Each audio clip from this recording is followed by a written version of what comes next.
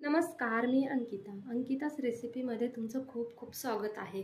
आज मी बनवणार आहे पिवळ्या वामचं कालवण। असं झणझणीत आणि टेस्टी गावरान पद्धतीने असं छान कालवण बनवणार आहे। मी ते वाम स्वच्छ अशी धुवून घेतले। वाम मॅरिनेट करण्यासाठी ठेवते। त्यामध्ये थोडंसं मीठ,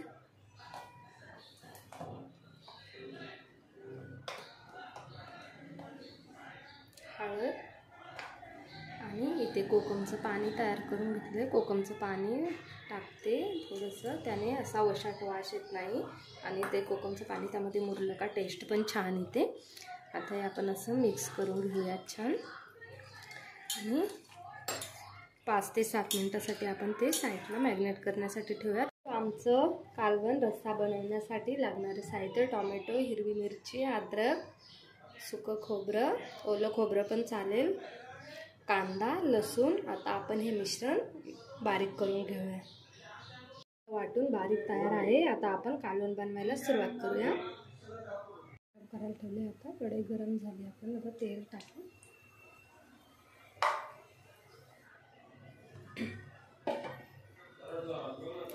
हा बारीक केलेला मसाला आपण एकदम छान असा तेल सुटेपर्यंत फ्राय करून घ्यायचा, कारण की आपण कच्चा वाटण करतो ना, कांदा कच्चा, त्यामुळे तो आपण छान असा फ्राय करून घेऊया।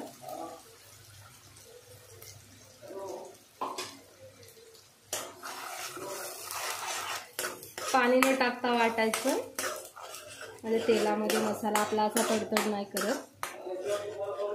आता हे एकदम असं छान असं मस्त फ्राय करून घेऊया। असं छान असं आता फ्राय झाले, आपण त्यामध्ये मसाले ॲड करूया। लाल मिरची,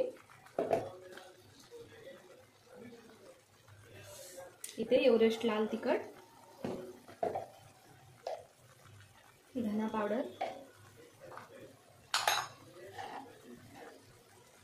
चवीनुसार मीठ टाकायचं। मी मॅरिनेट करायला पण मीठ टाकलं होतं, त्यामुळे थोडंसं मीठ टाकते, चवीनुसार टाकायचं।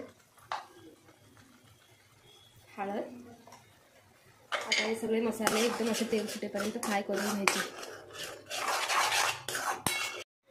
मसाला एकदम छान असा फ्राय झालाय वामचं कालवण बनवण्यासाठी। आता मी इथे मॅरिनेट करायला वाम ठेवली होती 10 ते 5 मिनिट, आता ती त्या मसाल्यामध्ये ॲड करते आणि छान अशी मिक्स करून घेते। जास्त जोरात नाही हे करायचे, त्याने छान अशी मिक्स करून झाले बघा। एकदम असं छान असं टेस्ट येते आणि टेक्स्चर पण छान येतो। आता मी इथे एक साईडला असं गरम पाणी करायला ठेवलं होतं, तर ते पाणी मी यामध्ये टाकते बघा। आपल्याला पाहिजे तेवढं पाणी ॲड करायचं। गरम पाणी टाकलं ना कालवणाला एकदम छान टेस्ट येते मस्त। आता याला 1 ते 2 अशा उकळ्या काढून घेऊयात आपण।